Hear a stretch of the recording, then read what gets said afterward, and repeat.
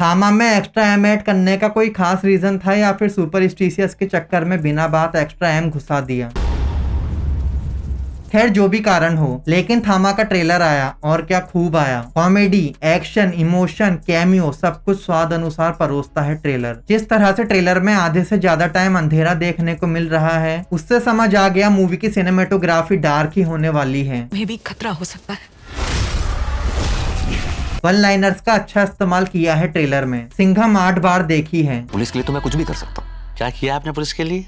सिंघम 8 बार देखी है सर। बाकी मीम कल्चर का असर थामा के ऊपर भी पड़ गया। लप्पू सा आलोक झिंगुर सा लड़का इसमें भी चिपका दिया। लप्पू सा आलोक है, झिंगुर सा लड़का, इसमें है क्या? ये चीज मेरे लिए तो काम नहीं करती है, क्योंकि यार ऑलरेडी इन सबका ट्रेंड निकल चुका है। अब इतने टाइम बाद काम नहीं करते ऐसे पंचेस। पर ओवरऑल ट्रेलर अमेजिंग है, कहीं भी लो फील नहीं करवाता। हॉरर कॉमेडी यूनिवर्स से यही तो एक्सपेक्ट करते हैं हम। एक अकेला यूनिवर्स है इंडियन सिनेमा का जो खुद को सीरियस ले रहा है। टाइम टू टाइम ऑडियंस को खुद से कनेक्ट करता है। एक फिल्म देके सालों के लिए गायब होके मौका नहीं देता ऑडियंस को कुछ भी नेगेटिव बोलने का। टाइम टू टाइम दर्शन देता है नया प्रोडक्ट लाके। खैर अच्छे से बात करते हैं ट्रेलर पे, क्योंकि इसमें बात है जो मुझे कंफ्यूज कर रही है। तो ट्रेलर स्टार्ट होता है हजारों सालों पहले के टाइम से, जहाँ हमें वैम्पायर्स का मंदिर या फिर बोल सकते हैं जहाँ वो लोग अपने रिचुअल्स करते हुए नजर आएंगे देखने को मिलता है। तुम बेताल हो, तुम्हें पृथ्वी और इंसानों की सुरक्षा के लिए बनाया गया है। लेकिन इस फिल्म में वैम्पायर्स को वैम्पायर ना बोलते हुए बेताल बोला गया है। सीन के साथ साथ हमें ताड़का और यक्षासन की वॉइस भी सुनने को मिलती है, जिसमें ताड़का यक्षासन से बोलती है तुम बेताल हो, तुम्हें इंसान और पृथ्वी की रक्षा के लिए बनाया गया है। लेकिन इस बात से यक्षासन बिल्कुल भी अग्री नहीं करता। उसे कोई शौक नहीं है भलाई और रक्षा करके पुण्य कमाने का। वो बोलता है हम इंसानों का खून पियेंगे, हमारे जैसे और बेताल बनाएंगे, हमारी आर्मी खड़ी करेंगे और यक्षासन उनका थामा होगा। इंसानों का खून पिएंगे,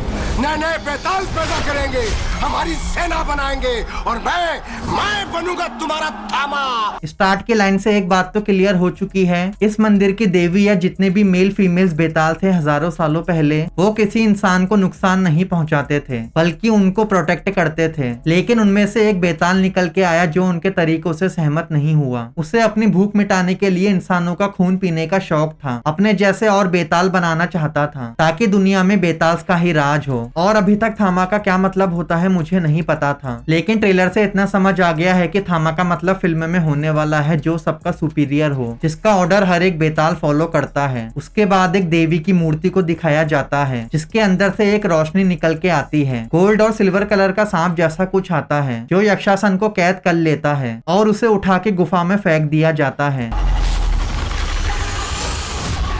लेकिन इसी बीच एक इंटरेस्टिंग बात भी देखने को मिलती है। यहाँ यक्षासन किसी को देख के बहुत ज्यादा गुस्से में दिखता है। सामने वाले का चेहरा तो नहीं दिखाया गया, लेकिन मे बी ये आयुष्मान खुराना ही होगा, पिछले जन्म वाला, क्योंकि जैसा कि हमें बताया गया है कि आयुष्मान खुराना का पुनर्जन्म होगा जो आलोक बन के वापिस आएगा। तो इसीलिए ये आयुष्मान खुराना का ही पिछले जन्म वाला कैरेक्टर होगा जो उस टाइम थामा होगा, सबसे पावरफुल होगा, तभी तो यक्षासन को कैद करने में कामयाब हो पाया। लेकिन पिछले जन्म वाले आयुष्मान खुराना को मारा किसने होगा? क्योंकि पहले तो मैं सोच रहा था कि यक्षासन ने ही मारा होगा, उससे ताड़का और आयुष्मान के कैरेक्टर को साथ देख के चिड़ मस्ती होगी, पर यक्षासन का हाथ तो नहीं होगा पिछले जन्म वाले आयुष्मान की मौत के पीछे। वो तो सालों तक कैद में ही रहता है, तो फिर वो मरा कैसे? वैम्पायर्स तो मरते नहीं है। देखते हैं क्या कैसे होता है। आगे हमें प्रेजेंट टाइम के आयुष्मान का कैरेक्टर आलोक दिखाया जाता है, जो न्यूज के अकॉर्डिंग फिल्म में आर्कियोलॉजिस्ट होने वाला है, मतलब पुरानी चीजों पे रिसर्च करने वाला, जो किसी चीज की तलाश में इस गुफा तक पहुंच जाएगा जहाँ उसे यक्षासन मिलेगा।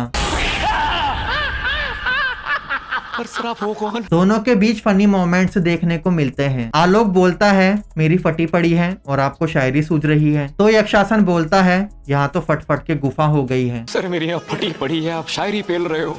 तेरी 1 मिनट में फट गई, यहाँ बरसों से फट फट के गुफा हो गई। एंड या नवाजुद्दीन को पता नहीं कितने लंबे टाइम बाद देख के मजा आया। ऐसा फील आ रहा था जिस नवाजुद्दीन को किक में देखा था, बजरंगी भाईजान में देखा था, गैंग्स ऑफ वासेपुर में देखा था, वही क्लासिक नवाजुद्दीन फिर से नजर आने वाले हैं। खैर आगे बढ़ते हैं। इस टाइम पे आप नोटिस करोगे तो आलोक के फेस पे कोई भी चोट के निशान नहीं है, मतलब उसका एनकाउंटर अभी भालू से नहीं हुआ है। इसके बाद आएगा वो सीन, यक्षासन के दांतों को देख के फट जाएगी आलोक की, फिर वो डर से गुफा के बाहर आ जाएगा। बाहर आने के बाद भालू उसे पटक पटक कर धोएगा।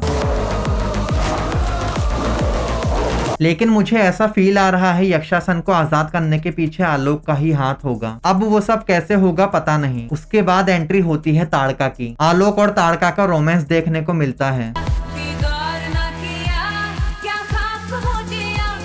एंड इस टाइम तक आलोक को भालू रगड़ चुका होगा, चेहरे पे घाव नजर आ रहे हैं। लेकिन इन दोनों के बीच में इतनी जल्दी रोमांस कैसे शुरू हो गया? चलो माना आलोक ताड़का के पिछले जन्म का प्यार है, ये बात ताड़का को पता है तो उसका अट्रैक्ट होना समझ आता है। लेकिन आलोक तो जानता भी नहीं होगा इस टाइम तक ताड़का को, फिर वो कैसे इतनी आसानी से फिसल गया। फिर दोनों बस में बैठ के कहीं जाने लगते हैं और यहाँ फिर से कंफ्यूजन होने लगता है। ताड़का सूरज की रोशनी में मजे से कैसे घूम रही है, इसको कोई फर्क क्यों नहीं पड़ रहा? क्योंकि जब आगे हम आलोक को देखते है तो उसे सूरज की रोशनी से फर्क पड़ता है, वो पर्दे लगा देता है।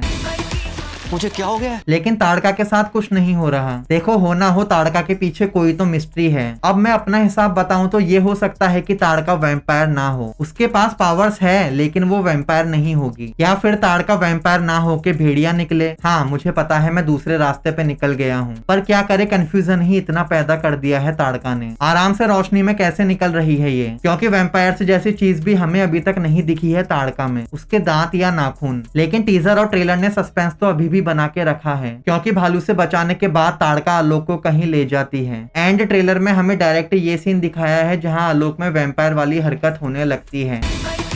मुझे क्या हो गया है? आज अलग सा लग रहा है, मेरी पल्स, मेरी हार्ट बीट फील नहीं हो रही है। तो इस सीन से इस सीन के बीच में अच्छा खासा गैप देखने को मिलेगा, क्योंकि ताड़का आलोक को बोलती है उसे जाना होगा, नहीं तो तुम्हारी जान को भी खतरा हो सकता है। मुझे जाना ही होगा आलोक, मेरी वजह से तुम्हें भी खतरा हो सकता है। मतलब जब ताड़का आलोक से ये बात बोल रही है उस टाइम तक आलोक नॉर्मल इंसान है, इसीलिए कंफ्यूज करने के लिए इस सीन को इसके बाद प्लेस कर दिया है। आगे ताड़का आलोक पे अटैक करती हुई दिखती है, उसे यकीन दिलाने के लिए कि अब वो नॉर्मल इंसान नहीं है बल्कि बेताल बन चुका है।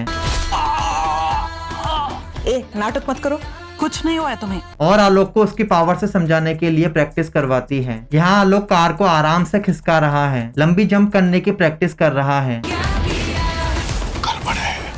एंड इस टाइम भी दिन ही है, लेकिन आसमान को देखोगे तो सूरज नहीं है। वैम्पायर्स को रोशनी से प्रॉब्लम नहीं होती है, सूरज की रोशनी से प्रॉब्लम होती है। आलोक आराम से सिर्फ इसीलिए प्रैक्टिस कर पा रहा है क्योंकि सिर्फ दिन का टाइम है, लेकिन सूरज बादलों से ढका हुआ है। फिर आता है परेश रावल का कैरेक्टर राम बजाज गोयल। आलोक की अजीब हरकत देख के राम बजाज को शक होने लगता है, उसका बेटा नॉर्मल इंसानों जैसा बिहेव नहीं कर रहा है। गड़बड़ है, ये हमारा लड़का नहीं है। फिर राम बजाज के सामने आलोक की असलियत आ जाएगी। चिंग मशीन जैसे दांत दिखा।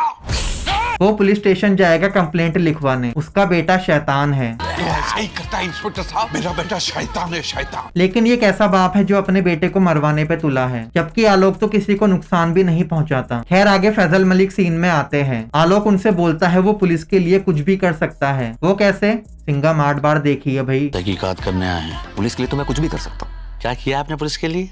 सिंघम 8 बार देखी है सर। फिल्म का ह्यूमर तो जबरदस्त होने वाला है, ये पक्का है। आगे हम आलोक को छत पे खड़ा देखते हैं, उसके चारों तरफ चमगादड़ घूम रहे होते हैं। तभी उसके पीछे एक आदमी आता है जो बताने की जरूरत नहीं है कौन होगा, भास्कर।